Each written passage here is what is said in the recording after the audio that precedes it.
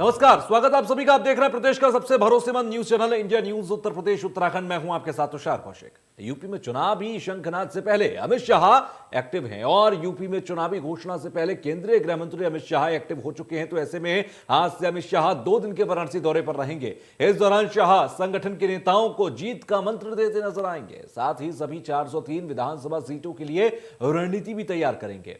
अमित शाह का चुनावी दौरा ये है और यूपी चुनाव से पहले ये दौरा बेहद अहम है, खास है। दरअसल सपा छोटे छोटे दलों को साधने के साथ साथ बसपा के बागियों को अपने साथ लाने में जुटी हुई है। हाल ही में सुभाषपा प्रमुख ओपी राजभर ने समाजवादी पार्टी के साथ गठबंधन का ऐलान किया, जिसके चलते भाजपा एक्टिव मोड में आ चुकी है। गौरतलब है कि अमित शाह के प्रभारी रहते हुए 2014 में भाजपा को सफलता हासिल हुई थी। वहीं 2017 के विधानसभा चुनाव में भी उनके अध्यक्ष रहते पार्टी ने जीत का परचम लहराया था। ऐसे में यूपी दोबारा फतह करने की चुनौती सबसे बड़ी है। ऐसे में यूपी के अंदर बीजेपी के चाणक्य अमित शाह का सबसे ज्यादा फोकस रहेगा और ऐसे में यही वजह है कि पार्टी के आला नेताओं का लगातार यूपी दौरा हो रहा है।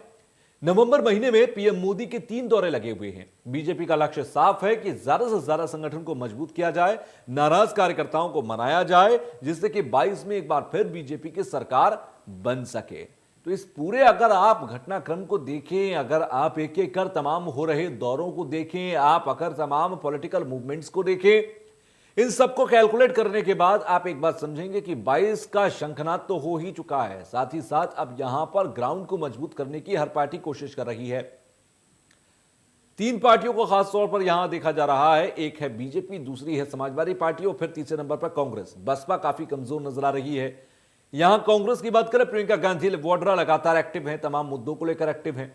समाजवादी पार्टी छोटे छोटे संगठन और दलों को साथ लाकर यहां अपने संगठन और गठबंधन को मजबूत करना चाहती है। यही वजह है कि एक एक कर छोटे छोटे दलों को साथ ला रही है, जिससे कि छोटे छोटे दलों के जरिए एक बड़ा जनाधार बनाया जा सके। और तीसरी तरफ बीजेपी, जो कि सरकार में है, सरकार के कामकाज को लेकर आगे बढ़ रही है और योगी आदित्यनाथ की हिंदुत्व की छवि को लेकर आगे बढ़ रही है। शाह की रणनीति है चाणक्य, जिन्हें कहा जाता है। 2014 में लोकसभा के चुनाव थे, तब भी बेहतर रिजल्ट सामने आए। पंकज हमारे सहयोगी हमारे साथ जुड़कर उनसे ज्यादा जानकारी पहले अमित शाह के दौरे को लेकर ले लेते हैं, फिर हम डिस्कशन भी करेंगे, आगे डिबेट भी करेंगे। लेकिन उससे पहले पंकज के पास चलते हैं। पंकज, सबसे पहले मैं अमित शाह के दौरे को समझना चाहूंगा, कहां कहां जाएंगे, कैसे कैसे दौरा रहेगा, किस किस से मुलाकात रहेगी? 2 दिवसीय दौरा अमित शाह का है और लगभग 5:30 बजे वो आएंगे टीएफसी, ट्रेड फैसिलिटी सेंटर जो है, दीनदयाल हस्तकला संकुल भी इसको बोला जाता है। वहां पे पार्टी के पदाधिकारियों के संग बैठक करेंगे। जो सबसे महत्वपूर्ण बात है कि जो 403 विधानसभा क्षेत्र हैं, वहां के जो भी जितने भी चुनाव प्रभारी हैं, उनके संग बैठक करेंगे। 98 जिला और संगठनात्मक अध्यक्ष जो हैं, उनके संग वो बैठक करेंगे। उससे महत्वपूर्ण बताऊं आपको कि प्रदेश के मुखिया योगी आदित्यनाथ भी रहेंगे। दोनों उप मुख्यमंत्री जो डिप्टी सीएम है केशव प्रसाद मौर्य, दिनेश शर्मा भी रहेंगे। राधा मोहन सिंह कल ही बनारस पहुंच चुके हैं। आज दोपहर में जो है धर्मेंद्र प्रधान वो भी पहुंच जाएंगे। तो जो 2 सत्रों में जो बैठक हो रही है, इसमें बूथ लेवल से लेके जो उच्च पदस्थ जो भी संघ के या भाजपा की जो कार्यकर्ता है, उनके संग ये बैठक होनी है। और आपको बता दूं 2 सत्रों में होगी। जैसे पहला सत्र में धर्मेंद्र प्रधान जो है संबोधित करेंगे सभा को, और जो समापन सत्र उसका होगा, मैं आज के दिन की बात कर रहा हूं, जो समापन सत्र उसका होगा, उस पे गृह मंत्री अमित शाह वो 5:30 बजे टीएफसी पहुंचेंगे और वो उसको समापन सत्र को संबोधित करेंगे। तो इस तरीके से देखा जा सकता है कि जो आगामी जो 2022 का चुनाव है, उसको देखते हुए ये बहुत ही महत्वपूर्ण बैठक मानी जा रही है।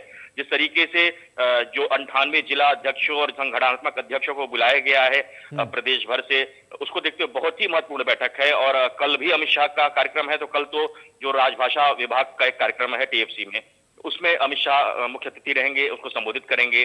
और 12:30 बजे करीब वो आजमगढ़ के लिए हवाई मार्ग से प्रस्थान कर जाएंगे, जहां वो जनसभा को संबोधित करेंगे। जी तुषार।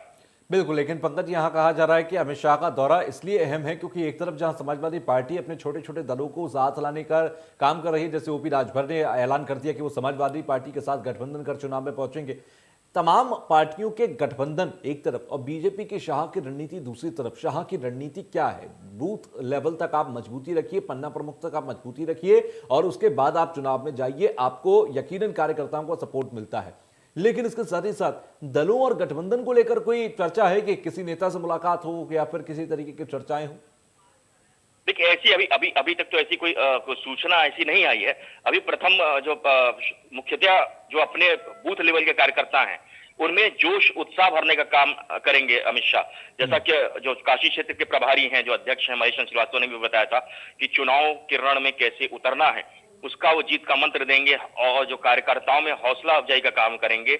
उससे भी ज्यादा एक महत्वपूर्ण और बात आपको बताना चाहूंगा कि जो रात्रि प्रवास अमेठी कोठी में जब अमित शाह का होगा, तो उसमें भी जो सूत्रों से जो जानकारी मिली है, उसमें भारतीय जनता पार्टी और संघ के जो उच्च पदस्थ लोग हैं, उनके संग वो महत्वपूर्ण बैठक करेंगे। 403 विधानसभा क्षेत्रों में जो जिसको टिकट मिलना है, उस पे भी अंतिम मोहर लगने की संभावना जताई जा रही है। तो इस तरीके से देख सकते हैं, बहुत महत्वपूर्ण बैठक है। और निश्चित रूप से जिस तरीके से भारतीय जनता पार्टी कमर कसी हुई है, कोई कोर कसर नहीं छोड़ना चाहती है। और अमित शाह को वैसे भी काशी दौरा है, कहा जाता है, काशी दौरा है, प्रधानमंत्री का लोकसभा क्षेत्र भी है। काशी से क्योटो का सपना भी 2014 में काशी को दिखाया गया था, और काशी एक ऐसी जगह कही जाती है जहां से पूर्वांचल को साधना आसान होता है। क्या काशी जाने के पीछे खास स्ट्रेटेजी भी है? लेकिन निश्चित तौर पे बताना चाहेंगे कि काशी से देखिए, जो समीपवर्ती राज्य है, जो नेबरिंग स्टेट है, चाहे उत्तर प्रदेश की बात करें, चाहे बिहार के कुछ जनपद हैं, झारखंड के जनपद लगे हुए हैं, छत्तीसगढ़ के भी लगे हुए हैं, तो निश्चित तौर पे ये संदेश जाता है पूर्वांचल में, क्योंकि भारतीय जनता पार्टी ने अच्छी खासी सीटें हासिल की थी 2017 के विधानसभा चुनाव में। 2019 में भी अच्छी खासी भाजपा ने यहाँ बढ़त बनाई थी। तो इस तरीके से देखा जाए तो बहुत महत्वपूर्ण दौरा है। इसी तरीके से इसको इससे भी आप समझ सकते हैं, जिस तरीके से 100 वर्ष बाद माता अन्नपूर्णा की मूर्ति भी मंगाई जा रही है, बाकायदा रोड शो करते हुए मूर्ति आ रही है, और 15 तारीख को काशी विश्वनाथ में उसकी प्राण प्रतिष्ठा भी की जाएगी। देखिए, हिंदुत्व का भी मैसेज भाजपा द्वारा दिया जा रहा है। और अमित शाह को मैंने जैसा पहले भी बताया कि देखिए, वो चाणक्य माने जाते हैं भारतीय जनता पार्टी के, इसलिए कोई भी कोर कसर भारतीय जनता पार्टी जो 2022 का चुनाव है उसमें नहीं छोड़ना चाहती है। जी तुषार। अच्छा, साथ ही साथ मुझे और जानकारी दीजिए, क्योंकि जिस तरीके से आपने कहा कि अमित शाह पहुंचेंगे, तमाम जो बूथ के अध्यक्ष हैं या फिर जिला अध्यक्ष हैं या फिर जो प्रभारी हैं, उन सबसे मुलाकात करेंगे। अभी उत्तर प्रदेश के अंदर, क्योंकि आप ग्राउंड पर रहते हैं तो बेहतर तरीके से समझ पाते हैं, अभी ग्राउंड पर अगर हम देखें, कहां पर बीजेपी चूक कर रही है या फिर कहां पर वो अनसैचुरेटेड पार्ट्स दिखाई दे रहे हैं जहां पर अभी बीजेपी को काम करने की जरूरत है? देखिए, आपको बता दूं कि उत्तर प्रदेश में भारतीय जनता पार्टी, चाहे मैं पूर्वांचल की बात करूं चाहे यूपी की बात करूं, तो मोदी मुख्य चेहरा है भारतीय जनता पार्टी की। तो मोदी को देख के ही जनता जो है वोट देती है, मतदाता जो वोट देते हैं, तो उनको लगता है मैं मोदी को वोट दे रहा हूं। तो ये निश्चित तौर पे बहुत बड़ी बात है भारतीय जनता पार्टी के लिए कि नरेंद्र मोदी का चेहरा सामने है, उसको देखते हुए मतदाता वोट करते हैं। हाँ, कुछ असंतोष जरूर है, जिस तरीके से कह सकते हैं, जिसे ग्रामीण क्षेत्रों में मैं जाता हूं तो वहां पे पता चलता है कि थोड़ा सा जो अफसरशाही जो बेलगाम है, उसमें थोड़ी नाराजगी जरूर है। तो जनता को कहीं ऐसा नहीं, वो कहती मैं मोदी को वोट दे रहा हूं, मैं मोदी को ही देख के भारतीय जनता पार्टी को वोट दे रहा हूं। अच्छा पंकज, आपने मोदी का जिक्र किया, मैं 17-19 को छोड़ देता हूं, मैं सिर्फ 14 का जिक्र करता हूं। 2014 में जब लोकसभा क्षेत्र चुना काशी, और काशी में प्रधानमंत्री पहुंचे, उन्होंने काशी से क्योटो का सपना दिखाया, तमाम तरीके की चीजें थी। उसके बाद काशी, हम मां गंगा में देखते हैं कि अब क्रूज तक चलता है। क्या काशी वासियों का जो विश्वास 2014 में जगा था, आज 2021 आते आते वो कहना चाहिए खुशी में तब्दील हुआ या निराशा में तब्दील हुआ, अगर मेजॉरिटी बेस पर देखें? नहीं, निश्चित तौर पे देखिए, कार्य तो बहुत हुए हैं पूरे पूर्वांचल को लेके। बनारस की तो बात बिल्कुल सही है कि बनारस में बहुत काम हुए हैं। आज तक इतना काम नहीं होता जितना प्रधानमंत्री नरेंद्र मोदी जब यहाँ से सांसद चुने, उसके बाद प्रधानमंत्री बने, तो उसके बाद से बनारस में विकास की बहुत कार्य हुए हैं। और निश्चित तौर पर यहाँ के मतदाता को लगता है कि वो सांसद नहीं, देश का प्रधानमंत्री चुन रहे हैं। तो ये तो है। और उसके अलावा मैं बताना चाहूंगा आपको, जो नेबरिंग जो डिस्ट्रिक्ट्स हैं वहां भी कार्य दिख रहे हैं। जैसे जिस तरीके से अभी नेशनल हाईवे को जोड़ने वाली जो अभी नरेंद्र मोदी पिछला जो बनारस का जो दौरा था, उसमें रिंग रोड का उन्होंने जो शिलान्यास किया, चार नेशनल हाईवे को जोड़ रहा था, चार स्टेट को जोड़ रहा था। तो कहीं ना कहीं ये जो कार्य हो रहे हैं भारतीय जनता पार्टी की सरकार में, तो वो जनता जो है, जो मतदाता है, उसको बड़ा पॉजिटिव वे में ले रही है। उनको लगता है कि विकास का कार्य हो रहा है। हाँ भाई, थोड़ा सा असंतोष जैसे मैं बताया कि थोड़ा सा अफसरशाही जो बेलगाम है, उसको लेके थोड़ा असंतोष है। फिर भी जनता का जो मूड समझ में आता है वो भारतीय जनता पार्टी की ओर ही ज्यादा। अच्छा, 22 के चुनाव के अगर हम जिक्र करें, सीएम योगी आदित्यनाथ ने, जैसे आपने अफसरशाही का जिक्र किया, अफसरशाही के लिए उन्होंने कई तरीके के कदम उठाए थे, अनिवार्य रिटायरमेंट से लेकर उन्होंने कई ऐसे कदम उठाए कि जहां पर हम अफसरशाही को एक खांचे में सेट कर सके, क्योंकि सालों से, दशकों से जो अफसरशाही बेलगाम थी उसको दुरुस्त करने में वक्त भी लगा, और हमने ग्राउंड पर देखा भी कि चीजें तब्दीली में बदली हैं। अभी क्या चीजें अभी भी सुधार की जरूरत है, या फिर इन तब्दीलियों से जनता थोड़ी बहुत संतुष्ट है? नहीं, देखिए, सुधार की जरूरत तो है। जिस तरीके से जैसे मैंने बताया कि ग्राउंड पे जाता हूँ, ग्रामीण अंचल में जाता हूँ, तो ग्रामीणों में अच्छा खासा थोड़ा अफसरशाही जो बेलगाम है उसको लेके बहुत ग्रामीण असंतोष अंचलों है। में, ठीक। ग्रामीण अंचलों में बहुत ज्यादा संतोष है उसको लेके। और कहीं ना कहीं जैसे योगी सरकार ने जो अफसर को, चाहे पुलिस को, चाहे अफसरशाही को जो एक छूट दी है, उसका कहीं ना कहीं उसका लोग दुरुपयोग भी कर रहे हैं, अपने पावर का दुरुपयोग भी कर रहा है। पुलिस द्वारा भी दुरुपयोग किया जा रहा है, और जो प्रशासन में बैठे लोग हैं उनके द्वारा भी दुरुपयोग की बहुत केसेस सामने आए हैं। तो उसको देखते हुए थोड़ा सा असंतोष कहा जाता है, पर कुल मिला के मोदी का फेस देखते हुए यहाँ के मतदाता वोट करेंगे। अच्छा, अमित शाह का 2014, 2017, 2019, ये तीन अगर हम देख लें, 2014 में हम देखें वो उनके ऊपर यूपी की जिम्मेदारी थी, 2017 में वो राष्ट्रीय अध्यक्ष थे। क्या वो स्ट्रेटेजी और नब्ज पकड़ने की जो हुनर उनके अंदर है यूपी का, क्योंकि उनकी एक अच्छी प्रैक्टिस भी कह सकते हैं, वो कहीं ना कहीं माइलेज देती नजर आएगी राइस में बीजेपी को? निश्चित तौर पर बताना चाहेंगे आपको, जैसे 2014 में भी उन्होंने बहुत सफलतापूर्वक जो है भाजपा को सत्ता में काबिज कराया। 2017 में विधानसभा में भी उसका रिजल्ट देखने को मिला। 2019 के लोकसभा चुनाव में फिर से देखने को मिला। और जैसे अभी समय आए हैं अमित शाह, तो ये भी बहुत महत्वपूर्ण दौरा है। जिस तरीके से बूथ लेवल से लेके उच्च पदस्थ लोग उसमें शामिल हो रहे हैं। 6-6 जो प्रदेश के प्रभारी हैं, क्षेत्रीय अध्यक्ष हैं, वो हैं, प्रभारी हैं, सह प्रभारी हैं, संघ से लेके भारतीय जनता पार्टी के तमाम कार्यकर्ता जो जुड़ रहे हैं, उसको देखते हुए निश्चित तौर पे कह सकते हैं कि बहुत महत्वपूर्ण दौरा है। और बिल्कुल जो भाजपा के जो कार्यकर्ता हैं उसमें ये दौरा उनका जोश भरने का काम करेगा, और रण में कैसे उतरना है वो मंत्र देंगे कार्यकर्ताओं को। जी तुषार। अच्छा, साथ ही साथ लेकिन ये भी जरूरी है कि यहाँ पर तमाम मूवमेंट्स रहें, क्योंकि अब ज्यादा समय बचा नहीं है। दूसरी विपक्षी पार्टियों का अगर हम जिक्र करें, विपक्षी पार्टियों में तीन पार्टियां मुख्य तौर पर मैं देखता हूं, समाजवादी पार्टी, कांग्रेस और बसपा। दूसरे नंबर पर समाजवादी पार्टी खुद को मानकर चल रही है, लेकिन कांग्रेस का कहना है कि वो भी इस बार मजबूती के साथ हैं, क्योंकि प्रियंका गांधी ट्रम्प कार्ड थी और उन्होंने वो ट्रम्प कार्ड चल भी दिया है। क्या कांग्रेस तीसरे से दूसरे पर आने की जो कोशिश कर रही है, क्या उसमें सफल होती दिखती है आपको ग्राउंड पर? देखिए, मैं बताना चाहूंगा कि मेन जो मुख्य जो लड़ाई है, उत्तर प्रदेश की बात करें तो भारतीय जनता पार्टी और समाजवादी पार्टी में ही जो मुख्यतः लड़ाई दिख रही है। अभी जो वर्तमान जो परिवेश में मैं बात कर रहा हूं कि अभी का जो मुख्य दो दल आमने सामने दिख रहे हैं, उसमें भारतीय जनता पार्टी है और ये समाजवादी पार्टी है। तो समाजवादी पार्टी भी कोई कोर कसर नहीं छोड़ना चाह रही, इसलिए ओम प्रकाश राजभर से भी समाजवादी पार्टी ने गठबंधन किया है। और आज ओम प्रकाश राजभर की एक सभा भी है ग्रामीण अंचल में, मुनारी एक जगह है जिला मुख्यालय से लगभग 20 किलोमीटर दूर, वहां पे एक विशाल जनसभा भी उन्होंने करी है। इसी को देखते हुए तो निश्चित तौर पे आप समझ सकते हैं कि मुख्य लड़ाई उत्तर प्रदेश में समाजवादी पार्टी और भारतीय जनता पार्टी के बीच में ही है। अब देखना होगा दिलचस्प की जो 2022 का चुनाव में जनता किस पे। अच्छा, आम आदमी पार्टी बड़े जोर शोर से उतरी है, और वो जिस तरीके के वादे किए दिल्ली में, वो वादे बहुत चलते हैं, जैसे कि मुफ्त में बिजली बिल माफ करना, पानी के बिल की जिक्र करना। क्या ये यूपी में जो मुद्दे हैं ये काम आएंगे? मुझे नहीं लगता है। अब हो सकता है वेस्टर्न यूपी में या जो एनसीआर है वहां तक तो आपका हो सकता है असर हो, पूर्वांचल में कहीं आप जो है मुझे नहीं दिख रहा है। क्योंकि मैं बताया जैसा कि लेकिन ये मुद्दे अगर देखे जाए बुंदेलखंड की साइड में अगर देखे जाए तो काफी काम कर सकते हैं, लेकिन बुंदेलखंड को दिल्ली से इन्फ्लुएंस मिलना ये शायद बड़ी बात होगी। जैसे मैंने कहा आपको ना कि एनसीआर से लेके वेस्टर्न यूपी तक हो सकता है थोड़ा सा, पर यहाँ पूर्वांचल में कहीं कोई असर नहीं दिख रहा आम आदमी पार्टी का। कोई ना बहुत ऐसा कोई एक्टिव मेंबर दिख रहा है, ना उनके कार्यकर्ता ऐसे दिख रहे हैं। तो ये आप समझ सकते हैं कि मेन जो लड़ाई यहाँ पे है वो समाजवादी पार्टी और भारतीय जनता पार्टी के बीच में। ठीक है, मैं पंकज लौटूंगा, आप बने रहिए हमारे साथ। रमेश ठाकुर जी हमारे साथ जुड़ गए, वरिष्ठ पत्रकार भी हैं और राजनीतिक विश्लेषक भी हैं। रमेश जी, मेरी आवाज पहुंच रही है तो स्वागत है आपका। सबसे पहले मैं अभी का अगर एक कैलकुलेशन समझना चाहूं उत्तर प्रदेश के चुनावों की, तो वो कैलकुलेशन आपकी क्या है?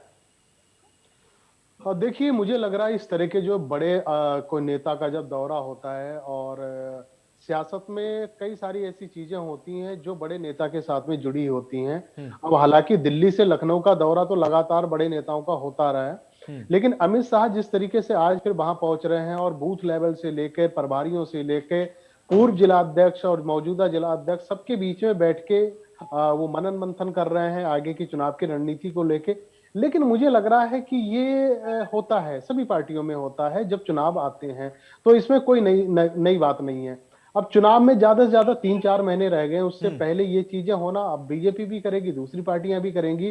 टाइमिंग थोड़ी सी बताती है कि ये टाइमिंग उस समय है जब कि एक भाड़ के ऊपर एक तबेला रखा होता है चने भुनने के लिए, वो तो जब गर्म हो रहा है तो चने भुने भुनेंगे। मुझे लग रहा है उससे पहले की थोड़ी सी तैयारी की जानी चाहिए, लेकिन उस तैयारी को पूर्व की अगर हम बात करें तो भाजपा को ऐसे मौका मिला नहीं था, क्योंकि लखीमपुर कांड हो गया, उससे पहले फिर गोरखपुर कांड हो गया, हाथरस कांड, इस तरह की जो एक ये जो सीरीज जो चली थी कांडों को लेके, तो मुझे लग रहा है उसमें भाजपा कहीं ना कहीं बीच में बैकफुट पे आई थी। और उस बैकफुट पे दूसरी जो पार्टियां थी, चाहे कांग्रेस हो जाए चाहे समाजवादी पार्टी, उन्होंने बढ़त ली थी, इसमें कोई दो राय नहीं है। लेकिन जैसे ही अब लखीमपुर का मामला 1 हफ्ते 2 हफ्ते 4 हफ्ते के बाद ठंडा पड़ा, मीडिया में ठंडा पड़ा, हालांकि जांच चल रही है उसमें कोई वो नहीं है, और सुप्रीम कोर्ट में भी उसकी हेयरिंग हो रही है, लेकिन भाजपा को लगता है कि मीडिया में ये मसला कम से कम थोड़ा हल पड़ गया।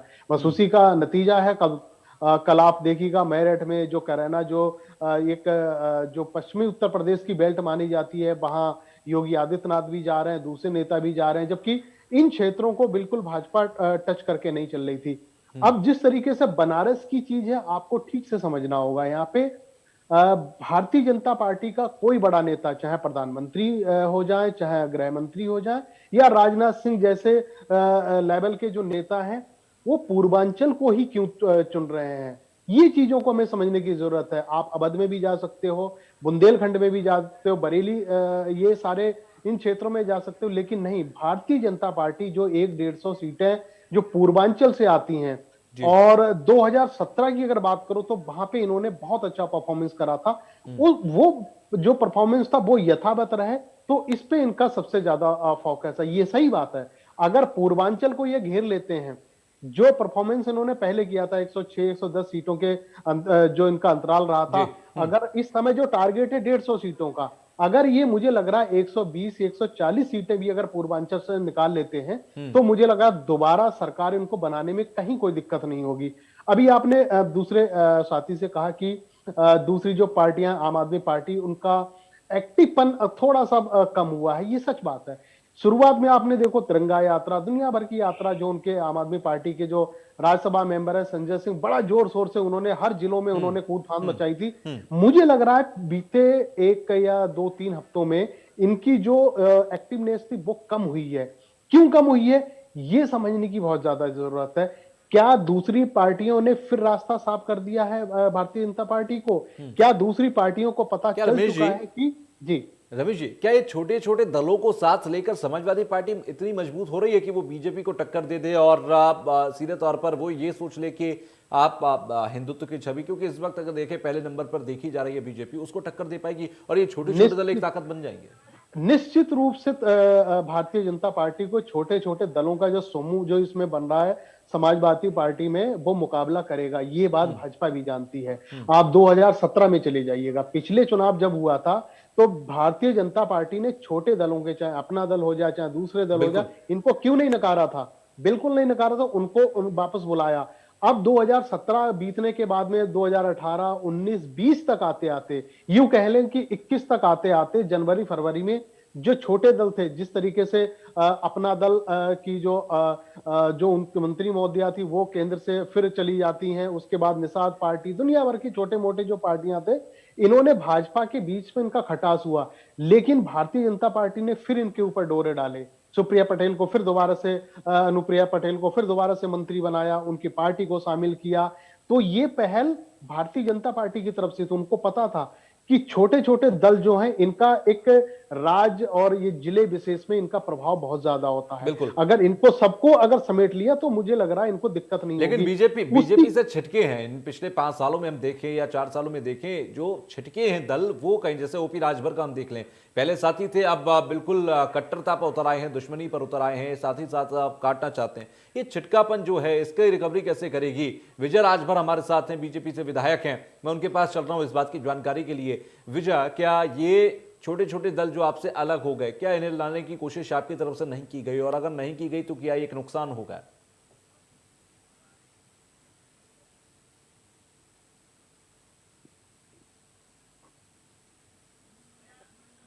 विजय, आपकी आवाज मुझ तक नहीं पहुंची, एक बार अनम्यूट कर दीजिए, उसके बाद अपनी बात कहिए। विजय, अपने माइक को अनम्यूट कीजिए पहले।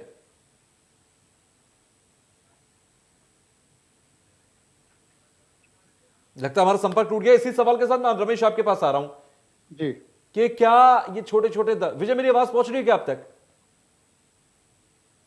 आपकी आवाज मुझ तक नहीं आ रही है, जरा अपने माइक को अनम्यूट कीजिए, फिर अपनी बात कीजिए।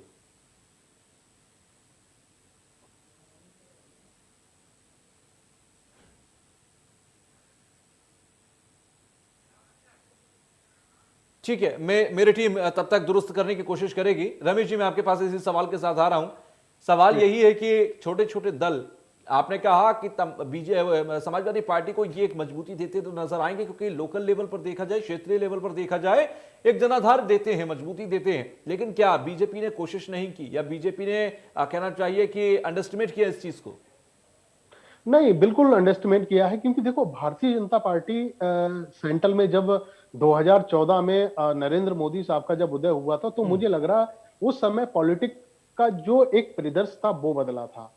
Bharatiya Janata party single party एक ऐसी है जिन्होंने एक नया प्रयोग करा था। प्रयोग ये था कि जब चाहे क्षेत्रीय चुनाव हो जाए या फिर पंचायत स्तर के निकाय चुनाव हो जाए, इन्होंने जो मुद्दे जो उठाए थे वो राष्ट्र के मुद्दे उठाए थे, बड़े मुद्दे उठाए थे। उन्होंने जमीनी मुद्दों को बिल्कुल छिटकार दिया था। जब जमीनी मुद्दे नहीं उठेंगे और नीचे के मुद्दे नहीं उठेंगे, तो मुझे लग रहा उसमें छोटे दलों की जो सहभागिता होती है वो कम हो जाती है। वो सहभागिता मुझे लग रहा कम हुई है। आप 19 के से लेके पिछले कोई भी चुनाव आप देखो, मैं ज्यादा लंबा दूर नहीं जाएंगे हम, 2007 या 2012 से पहले के विधानसभा चुनाव आप देख लीजिएगा। उस समय जो छोटे दलों की जो भूमिका होती थी बहुत ज्यादा होती थी। उनकी भूमिका को सर आंखों पे बिठाया जाता था, चाहे बड़ी पार्टियां हो चाहे बड़े नेता हो। लेकिन मुझे लग रहा समय जैसे बीता तो इनकी भूमिका को नकारा गया। मुझे लग रहा वो दौर फिर दोबारा से आ गया है। ये समाजवादी पार्टी ने 2017 में गलती करी थी। 2017 के अंदर समाजवादी पार्टी एक अपने आप को बड़ा प्रचारित कर रही थी कि हमने तो पिछला चुनाव हमने जीता था बहुमत के साथ में, तो आगे भी हम ऐसे करेंगे। लेकिन अखिलेश यादव मुझे लग रहा है समय रहते वो अपनी गलती को सुधार रहे हैं। वो भूल जो थी वो मुझे लग रहा उस पे इनको पछतावा हुआ, तभी तो लोक दल या छोटे दल जितने भी हैं उनके साथ में आ रहे हैं। और उन्होंने खुला निमंत्रण भी दिया है कि हमारे पास अगर साथ में अगर जो छोटा भी कोई दल आता है तो उनको आने दीजिएगा। राजभर साहब की आपने बात करी, तो ठीक है, थोड़े से बड़बोले नेता हैं, लेकिन उनके पास उनके हाथ में अगर वोटरों की संख्या की बात करें अच्छा खासा है, आज भी नहीं है। उन्होंने 4 सीटें निकाली थी, पूर्वांचल से निकाली थी, लोग उनके साथ में जुड़े हुए हैं, राजभर के लोग जुड़े हुए हैं। बेशक वो बड़बोले नेता है, लेकिन जो मुद्दे जो उठाते हैं वो सही मुद्दे हैं। एक जमीन से और आदमी के पंक्ति में खड़े हुए अंतिम व्यक्ति से जो जुड़े हुए जो मुद्दे दिनचर्याओं की जो एक जो चीजें होनी चाहिए उसको उठाने की कोशिश करते हैं। उन्होंने एक लंबी चौड़ी फहरिस्त भारतीय जनता पार्टी के पास रखी जब उनको मंत्री बनाया गया। उनकी बातों पे उनकी मांगों पे उन्होंने कहा 1 साल तक टरकाते रहे कि ठीक है हम उनको कोशिश करेंगे, तुम्हारी मांगे जितनी भी उनको लागू करेंगे। लेकिन अंततोगत्वा वो नहीं हो पाया, आखिरकार उनको पार्टी को छोड़ना पड़ा। उसके बाद से वो नई पार्टी के तरफ रुख कर रहे थे। हालांकि बीच में प्रयास उनकी तरफ से बहुत ज्यादा हुए कि मैं दोबारा से भारतीय जनता पार्टी में जाऊं, अगर मेरी बातें मान ली, लेकिन वो चीजें हो नहीं पाई।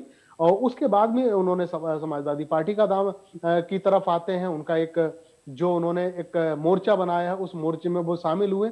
वो तो देखो आगे की बात है, जब चुनाव होंगे छोटे दलों की ही ताकत है कि शुरुआत में अभी से अगर कुछ 6-7 महीने पहले की मैं बात करूं, तमाम बड़ी पार्टियां ये कह रही थी कि हम इस बार बड़ी पार्टियों से, जैसे समाजवादी पार्टी ने कहा था कि किसी बड़ी पार्टी से हम गठबंधन नहीं करेंगे, छोटी छोटी पार्टियों को साथ लेकर आएंगे। यही वजह थी कि MIM और राजभर ये सब हाथ मिलाते हुए नजर आए। तीसरे फ्रंट की भी बात चल रही थी। खैर, एक चीज और रमेश जी मैं समझना चाहूंगा आपसे। कुछ देर पहले हम पूर्वांचल की बात कर रहे थे, पूरब की बात कर रहे थे। प्रधानमंत्री मोदी जब 2014 में आए, उन्होंने कहा कि लुक ईस्ट काफी नहीं होगा, एक्ट ईस्ट की तरफ में बढ़ना होगा, पूरब की तरफ देखना होगा, पूरब के जो क्षेत्र है उनका विकास करना होगा। 2017 में जब यूपी में सरकार बनी, उस वक्त बुंदेलखंड के विकास का जिक्र किया गया, पूर्वांचल के विकास का जिक्र किया। बुंदेलखंड पर ध्यान वादे तो सब पार्टियों ने किए, लेकिन काम किसी पार्टी ने नहीं किया। मौजूदा सरकार आई, पिछले 4-5 साल में हर घर नल योजना लेकर आई हो, चाहे बुंदेलखंड से डिफेंस कॉरिडोर निकालने की बात हो या तमाम जो योजनाएं वहां पर चलाई गई, क्या आपको लगता है कि एक्ट ईस्ट पॉलिसी और बुंदेलखंड इन दोनों को मिलाकर एक बेहतर कॉम्बिनेशन बनाया है यूपी में बीजेपी ने, जिसने उसको मजबूती दी पिछले 4 साढ़े 4 साल के कार्यकाल में? देखो, मैं बिंदुवार तरीके से दोनों क्षेत्रों पे बात करूंगा। पहले मैं बुंदेलखंड पे हम चर्चा करते हैं कि बुंदेलखंड की स्थिति कैसी है और 2014 में कैसी थी, 17 में कैसी थी और इसमें कितना बदलाव। अगर बदलाव की अगर आप बात करो तो वहां पे खासा बदलाव नहीं आया है। जो 40 साल पहले जो वहां पे जो समस्याएं थी, पानी की समस्याएं थी, घर लोगों के पास नहीं है, रोजगार, चलो रोजगार को तो बहुत बड़ा मुद्दा है, पूरे देश में मुद्दा है, उसको किसी सरकार ने सुलझा नहीं पाया। लेकिन जो जमीनी मुद्दा, क्योंकि वहां पे जो पानी का जो धरातल है वो बहुत नीचे जा चुका है, उस पानी को लेवल को किसी भी तरीके से आम जन तक पहुंचाया जाए, खेतों तक पहुंचाया जाए, हार्वेस्टर वगैरह ये चीजों को किसी तरीके से आधुनिक चीजों को वहां पे लागू करके पानी की समस्या को दूर करना था, वो हो नहीं पाया। वो चीजें यथावत पहले ही जैसी हैं। राजनीति होती रही, राजनीति में वादों की कमी नहीं रही है। मैनिफेस्टो जब लाया गया, चाहे बसपा का हो गया, चाहे सपा का हो गया, चाहे फिर मौजूदा भारतीय जनता पार्टी, सारे के मैनिफेस्टो में यह था कि तालाब बनाए जाएंगे और एक आधुनिक तरीके से पानी को निकालने का, पानी को हर घर तक पहुंचाने का, हर खेतों तक पहुंचाने का वो कोशिश करेंगे, लेकिन वैसा हो नहीं पाया। दूसरी बात आ जाती है, आप बुंदेलखंड की बात, आप पूर्वांचल की बात करते हो, बनारस में आ जाइए। बनारस जो संसदीय क्षेत्र है वो प्रधानमंत्री मोदी जी का है। वहां बुनकरों का हाल क्या है? बुनकरों के पास रोजगार छिन चुका है। जो बुनकर होते थे, एक बहुत बड़ा पूरे देश में बुनकरों की जो संख्या आज भी वहां पे पाई जाती है, उनके पास रोजगार छिन चुका है। ठीक है, रोड बहुत अच्छे हुए हैं, खुशहाल, लॉ एंड ऑर्डर की जहां तक स्थिति है वो बेहताशा उसमें वृद्धि हुई है। जो लॉ एंड ऑर्डर, जो जिस तरीके से गुंडागिर्दी एक उत्तर प्रदेश में हुआ करती थी, हम तो देखते थे कि हमारा भी इलाका बरेली का है, पूर्वांचल के माफियाओं की।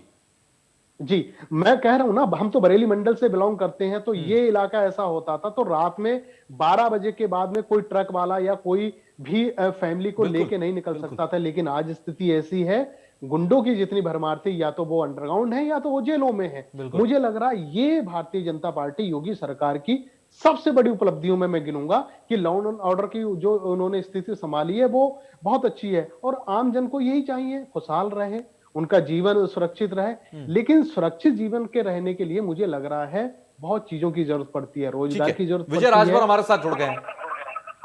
विजय, मैं आपके पास आ रहा हूं। सबसे पहले मैं ये समझना चाहूंगा 2022 की कितनी तैयारी है? 2022 की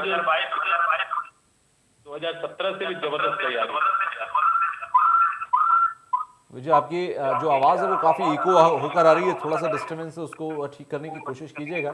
मेरा सवाल ये है कि शाह पहुंच रहे हैं काशी, मूवमेंट्स बढ़ गए हैं, मूवमेंट्स बढ़ने के साथ ही साथ 22 की तैयारी में अगर मैं देखूं तो आपके अपोजिट में समाजवादी पार्टी छोटे छोटे दलों से गठबंधन कर रही है, और वो उनमें से कई ऐसे दल हैं जो आपकी ही पार्टी से छिटक कर पिछले 1-2 साल में गए हैं। मुझे ये बताइए कि क्या ये अंडरएस्टिमेट किया गया उन छोटे दलों को, और क्या ये आपके लिए मुश्किल साबित होंगे या इसका रिकवरी प्लान बनाकर रखा है? देखिए, हमारे पार्टी से जितने भी दल थे वो एक को कहीं गए नहीं है। हेलो, मैं आपकी आवाज को सुन रहा हूं। ओपी राजभर के बारे में क्या ख्याल है फिर आपका? आप तो अगर ये कहेंगे कि कोई गया नहीं है तो फिर वो उनका क्या ख्याल है?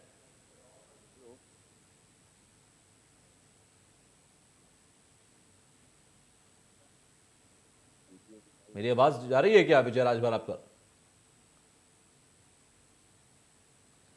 लगता है हमारा संपर्क ठीक तरीके से उनसे नहीं हो पा रहा है। तो सीधे तौर पर देखिए, अगर अभी बीजेपी की स्थिति को समझेंगे, समाजवादी पार्टी की स्थिति को समझेंगे, कांग्रेस बसपा को देखेंगे, तो कहीं ना कहीं यहां पर पिछड़ापन तमाम पार्टियों और विपक्षियों के बीच में देखने को मिल रहा है।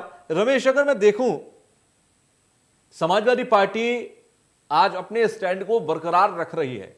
कांग्रेस फिल्में कहीं होती नहीं थी, लेकिन फिर भी अपनी मजबूती से अपनी बात को रख रही है। प्रियंका गांधी वहां पर एक्टिव है। लेकिन बहुजन समाज पार्टी की अगर देखें, सरकार में रही, एक समय पर वजूद था, बहुत पुरानी बात नहीं, 2 दशक के अंदर की राजनीति का हम देख लें, समाजवादी पार्टी और बसपा के बीच में राजनीति चला करती थी। बीजेपी ने एंट्री मारी, बीजेपी तीसरी पार्टी हो गई, लेकिन यहां पर बसपा इतनी पिछड़ गई कि अब वो कमबैक ही नहीं कर पा रही।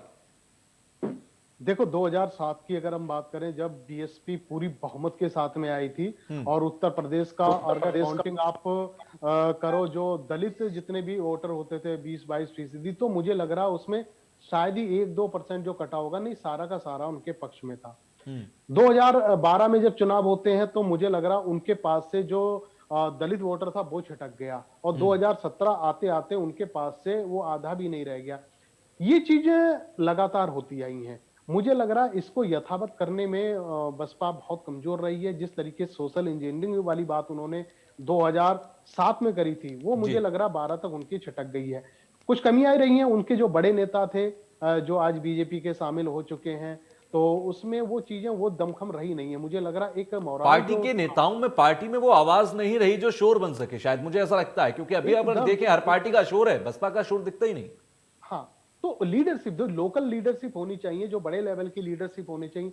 आप बसपा में आज की डेट में आप किनका नाम लेगो, जो एक दो हैं जो आपके उंगली पे हैं, बिल्कुल। चाहे आप मिश्रा जी हो गए, फिर दूसरी बहन मायावती हो गई, तो 3-4 नाम में अगर आपसे अगर पूछूं कि 10 नाम मुझे गिनाओ, तो मुझे लग रहा आप भी नहीं गिना पाओगे, मैं भी 10 नाम नहीं गिना पाऊंगा, क्योंकि आज वो नेता उनके लीडरशिप रही नहीं। जो बड़े बड़े थे, चाहे मौर्य साहब हो गए, चाहे बड़े बड़े और नेता थे, वो नसीमुद्दीन, ये सारे के सारे इधर उधर चले गए। तो वही वजह है, उनके पास लीडरशिप की बहुत कमी है। इसका फायदा सीधे सीधे भारतीय जनता पार्टी को मिलेगा, क्योंकि उनका वो जो वोटर था उस समय, जो लोकसभा चुनाव में सपा बसपा का जो बेहतर गठबंधन ये हुआ, होगा कि जो नरमी बीजेपी के लिए बनाकर रखी है, वो इलेक्शन के रिजल्ट्स के अगर कैलकुलेशन में जरूरत पड़ती तो तब भी बनाकर रखी जाए, वही बेहतर होगा बसपा के कमबैक के लिए।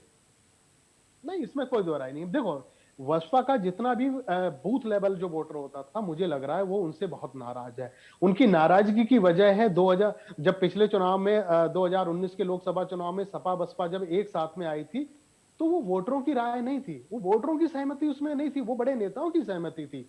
तो मुझे लग रहा तब से बसपा से जो दलित वोटर था वो पूरी तरीके से छिटक गया, उनसे उनके तरफ से पूरी तरीके से मुंह फेर लिया, और वो छिटक के दूसरी पार्टियों के पास चला गया। ऐसा भी नहीं कि समाजवादी पार्टी के पास आ गया, बसपा और या फिर भारतीय जनता पार्टी के पास आ गया।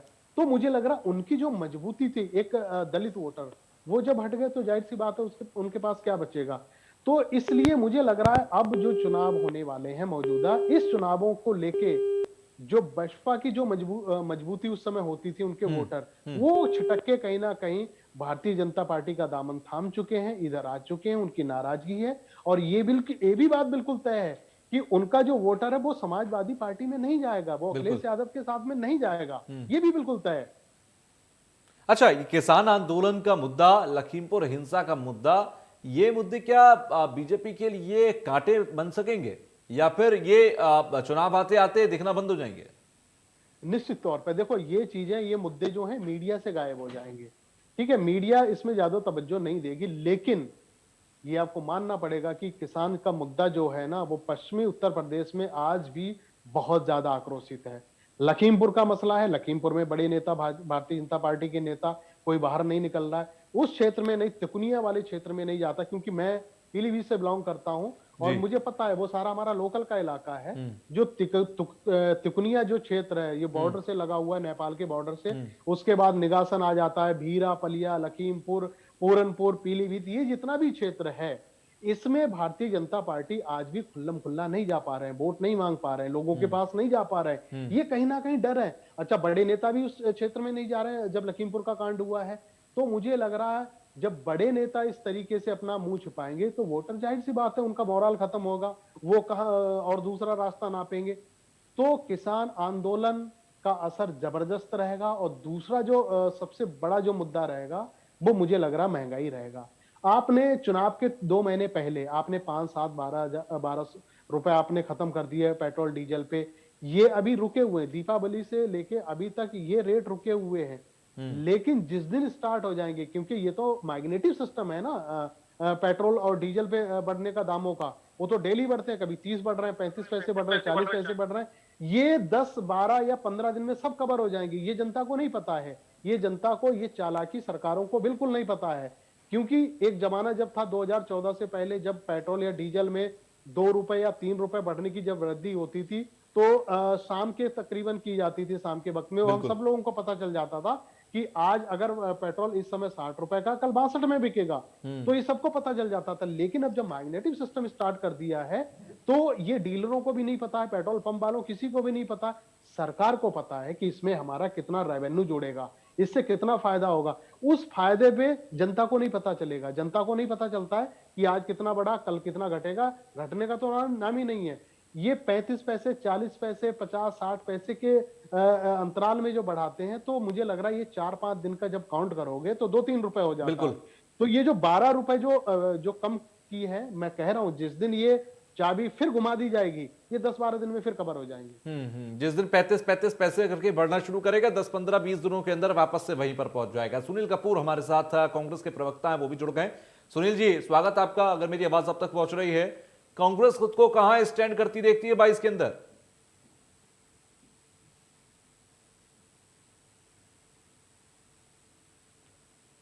सुनील जी, मेरी आवाज पहुंच रही है अब तक?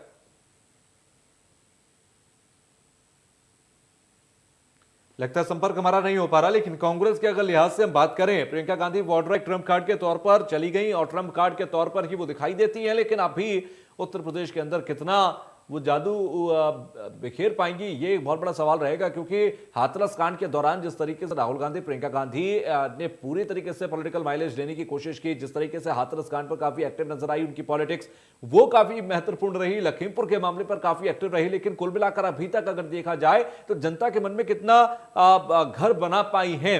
रमेश, अगर मैं देखूं कांग्रेस के लिहाज से प्रियंका गांधी की स्ट्रेटेजी, क्या आपको लगता है, क्योंकि 2019 की शुरुआत जब चुनाव हो रहे थे, जनवरी फरवरी का महीना था जब उन्होंने एंट्री मारी एक्टिव पॉलिटिक्स में, तब से लेकर अब तक 2 साल का समय काफी था प्रियंका गांधी का क्या यूपी के अंदर अपनी छवि बना देने का और कांग्रेस की वापसी ला पाने का, या अभी वक्त लगेगा, ये चुनाव भूलना पड़ेगा?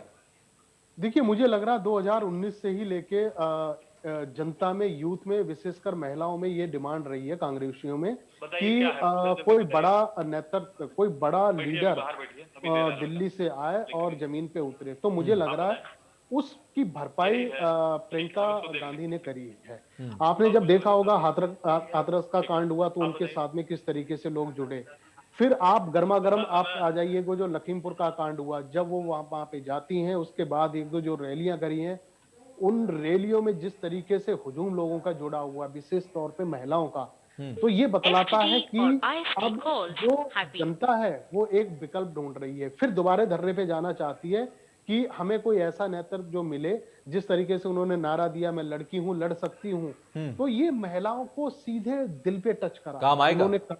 उन्होंने कहा कि कम से कम इस तरह का कहने वाला और इन उक्तियों को चरितार्थ करने वाला कोई अगर नेता आता है तो उनको थोड़ा सा एक संबल मिलेगा। मुझे लग रहा है चुनाव में सफलता कितनी मिलती है, सीटें कितनी मिलती हैं, वो मसला नहीं है। यहाँ पे मुद्दा सिर्फ ये है कि प्रियंका गांधी ने यूपी में जाके कम से कम एक जान फूकी है उन्होंने, क्योंकि यही चाहिए होता था। बड़ा नेता कोई भी जाता था, राहुल गांधी का हमने कार्यकाल पूरा देखा, उन्होंने अमेठी में, और अब सोनिया गांधी का हमने देखा रायबरेली में। ये लोग जाते थे पर्यटक के तौर पे जाते थे। ये घोषणा हो जाती थी कल सोनिया गांधी का दौरा हो रहा है, राहुल गांधी का दौरा हो रहा, 2 दिन रुकते थे गेस्ट हाउस में, बड़े नेताओं से मिलके चले आते थे। लेकिन ऐसा नहीं होता। जब आपको एक इतना बड़ा सूबा चलाना होता है तो आपको पूर्व अध्यक्ष, प्रभारी, पन्ना प्रमुख, इन सब से मिलना होता है। वो काम मुझे लग रहा है प्रियंका कर रही है। ऐसा अगर कर रही है तो मुझे लग रहा है इनका फायदा बहुत तत्कालिक इस चुनाव में आपको लगता है कि फायदा मिल रहा है? एकदम फायदा मिलेगा, 100% फायदा मिलेगा। मैं वही कह रहा हूं, इसका तत्कालिक फायदा आपको सीटों में वृद्धि तो नहीं देखने को मिल जाएगी। वोट परसेंटेज अगर आप कांग्रेस की देखो, मैं दावे के साथ कह रहा हूं 2022 में उनका बढ़ा हुआ मिलेगा, क्योंकि ये चीजें बहुत पहले से होती आई हैं। 2019 में ये पता चल रहा था कि संभावना ऐसी थी कि शायद हो सकता है कि प्रियंका कहीं से चुनाव लड़े, लेकिन अंततोगत्वा क्या हुआ कि वो चुनाव नहीं लड़ पाई।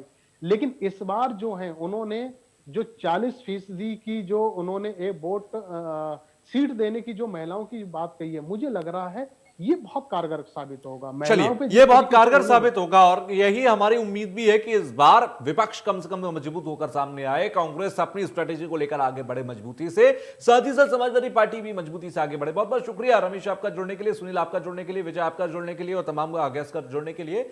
फिलहाल कुल मिलाकर 22 का रण तैयार है और शाह अपनी चुनावी बिसात बिछाने के लिए चाणक्य की भूमिका अदा करते हुए अगले 2 दिन नजर आएंगे, क्योंकि काशी पहुंच रहे हैं और तमाम अगर देखें तो प्रभारियों से भी मिलेंगे और तमाम चुनावी समीकरणों को साधते भी नजर आएंगे। क्या कुछ रहेंगी तस्वीर, क्या होगा अपडेट, क्या कुछ वहां पर मुलाकातें और बातचीत होंगी, हर एक अपडेट इंडिया न्यूज पर आप देखेंगे। फिलहाल मुझे दीजिए इजाजत, नमस्कार।